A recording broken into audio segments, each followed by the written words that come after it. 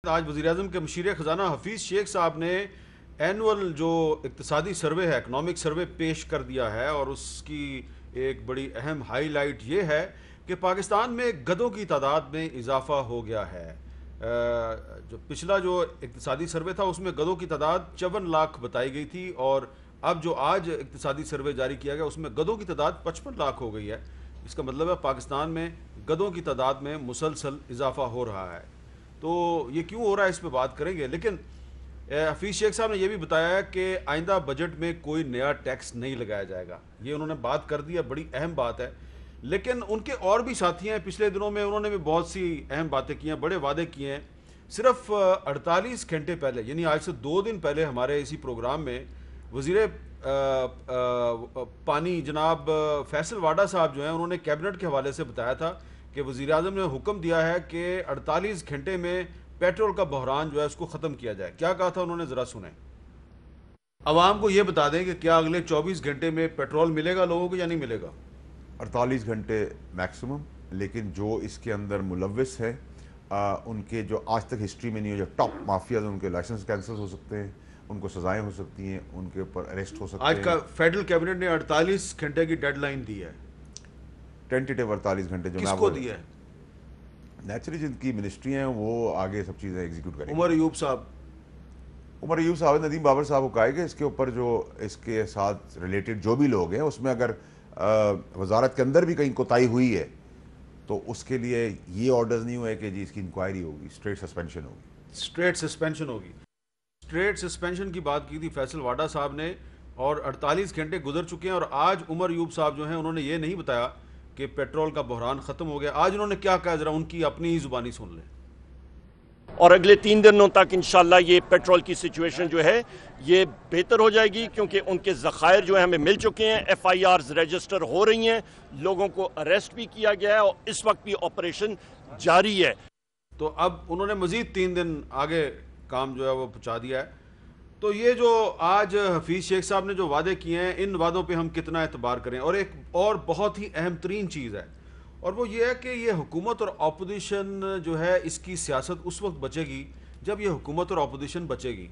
जो हालात जा रहे हैं, जिस तेज़ी के साथ हुकूमत और अपोजिशन के अरकान पार्लियामेंट और अहम शख्सियात कोरोना वायरस का शिकार हो रही हैं, तो लगता ये है कि ये जो कौमी असम्बली का इजलास चल रहा है ये कोरोना वायरस फैला रहा है और एक और भी इदारा है वो भी कोरोना वायरस फैला रहा है और उसका नाम है नैब। जिसको बुला रहे हैं वो भी पॉजिटिव हुए जा रहा है।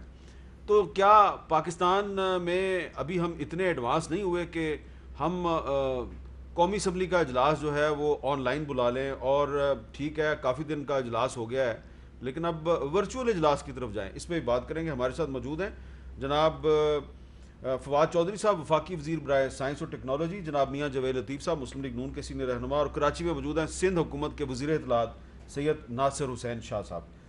फवाद चौधरी साहब, आपसे शुरू करते हैं। सबसे पहले मैं आपसे ये जानना चाहूँगा कि ये जो आप भी उस काबीना के इजलास में शामिल थे जिसमें वज़ीर-ए-आज़म साहब ने कहा था कि 48 घंटे में मसला हल किया जाए, 48 घंटे गुजर गए, आज उमर अयूब साहब ने 3 दिन और मांग लिए हैं। आपको लगता है कि आने वाले दिनों में पेट्रोल का बहरान जो है ये हल हो जाएगा?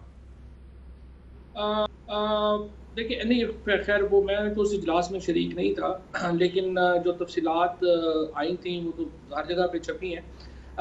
मेरा ख्याल है ये है कि आज भी पेट्रोल का बहरान काफ़ी हद तक अब काबू में तो आया है, काफ़ी उसमें जो है वो कमी आई है और अगले 3 दिन में मुकम्मल ठीक हो जाएगा, जो जिस तरह से अयूब साहब ने बताया है। लेकिन ये बहरहाल एक बात है और जिसके ऊपर प्राइम मिनिस्टर ने भी बात की, और अगर आप तनकीद करेंगे तो वो जायज़ तनकीद होगी कि जब कीमतें कम हुई तो अरेंजमेंट्स होने चाहिए थे, आपके पास तेल के ज़खायर होने चाहिए थे। ये अलग बात है कि इस साल अचानक चूँकि कीमत बहुत कम हो गई तो 25% तेल की जो तलब है उसमें इजाफा हुआ, और शायद ये इतना बड़ी तलब में इजाफा जो है वो मिनिस्ट्री ने या जो ज़िम्मेदार इदारे हैं उन्होंने एंटिसिपेट नहीं किया कि जब इतनी कीमत कम होगी तो इतना ज़्यादा इजाफा जो है हो जाएगा। लेकिन बहरहाल ये एस्टीमेट है, उसमें उनसे गलती हुई जो नहीं होनी चाहिए। अच्छा फवाद चौधरी साहब, आप इस काबीना के इजलास में शरीक नहीं हुए, आप कौमी असम्बली के इजलास में भी नहीं जा रहे, इसकी क्या यही वजह जो आपने पहले भी बताई थी कि आप समझते हैं कि कौमी असम्बली के इजलास में नहीं जाना चाहिए क्योंकि इससे कोरोना वायरस फैल सकता है? देखिए उस वक्त तो देखिए मैं तो सबको कह कह के जो है वो गला बैठ गया कि भाई ये प्रॉब्लम ये है, जो इजलास आराम से आप वर्चुअल कर सकते हैं वो आप उस पर इकट्ठे ना हो। और कौमी असम्बली का जो इजलास है या पार्लियामेंट का इजलास है, इसमें जो 2-3 बड़े प्रॉब्लम्स हैं वो ये है कि एक तो आप देखें पूरे पाकिस्तान से लोगों ने एक जगह इकट्ठा होना है, फिर सेंट्रल एयर कंडीशनिंग है, और फिर तीसरा इंपॉर्टेंट प्रॉब्लम यह है कि जो एज ग्रुप है ज़्यादातर पार्लियामेंटेरियंस का वो वल्नरेबल है, वो ग्रुप है जहाँ पे ज़्यादा खतरा है।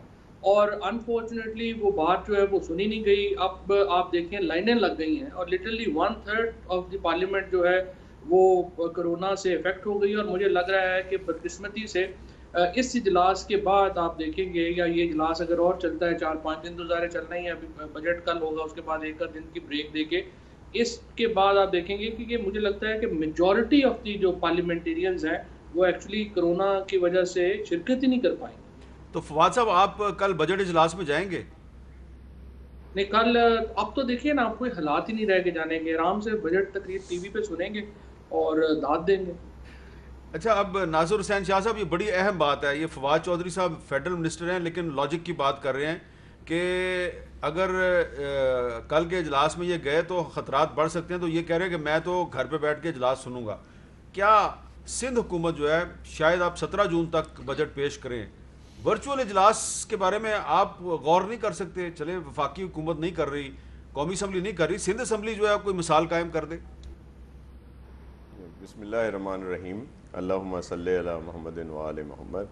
जी बिल्कुल, हमने तो आज मीटिंग हुई थी जो हमारी अपोजिशन पार्टीज़ हैं या उनके पार्लिमानी ग्रुप के लीडर हैं, तो चीफ मिनिस्टर साहब ने यही रिक्वेस्ट भेजी है कि वर्चुअल इजलास होना चाहिए। हालात इस तरह के हैं, फिर ज़्यादा देर एक हाल में बैठना पड़ता है, तो अभी टेक्नोलॉजी बहुत एडवांस है और बहुत आसानी से किया जा सकता है। और इसमें फवाद चौधरी साहब ने बहुत अच्छा किया है कि वो वहाँ पे शिरकत नहीं कर रहे, बल्कि इनकी खिदमात स्पीकर साहब ले सकते हैं नेशनल असम्बली के, कि साइंस और टेक्नोलॉजी या इंफॉर्मेशन टेक्नोलॉजी जो है, आईटी जो है, उसके तहत बहुत आसानी से स्पीच भी हो सकती है। फिर जिस तरह आप अगर देख लें जो नेशनल असम्बली की वो एक एडवाइजरी आई है या जो उन्होंने रिकमेंडेशंस भेजी हैं, तो उन्होंने उसमें कट मोशंस ये दीगर चीज़ें तो सब वैसे भी उन्होंने ख़त्म कर दी हैं। तो बहुत आसानी से हो सकता है, सब लोग अपना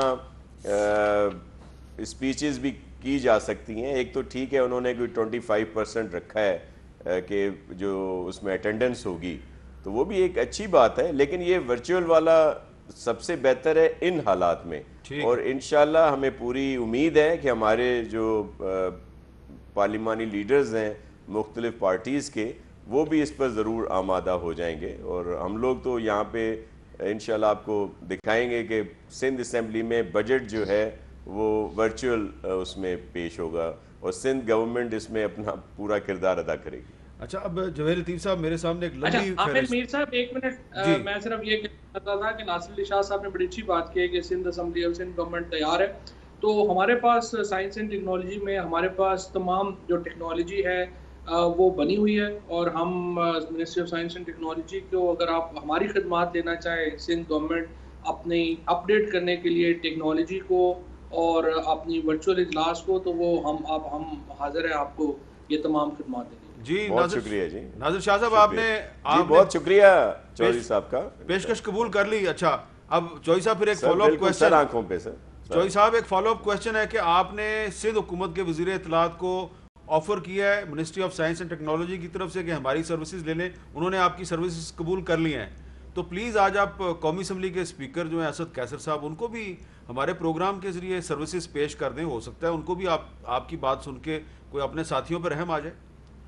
नहीं, उनको तो आपको याद होगा मैंने तो खत लिखा था स्पीकर साहब को और कहा था कि ये आप इस तरह से ना करें। उसके बाद जो है वो उसके ऊपर एक्चुअली फ्रेंकली हमारे तो जो लोग हैं कौमी असम्बली में, तो वो तो माइंड ही कर जाते हैं कि ये आप क्यों कहते हैं।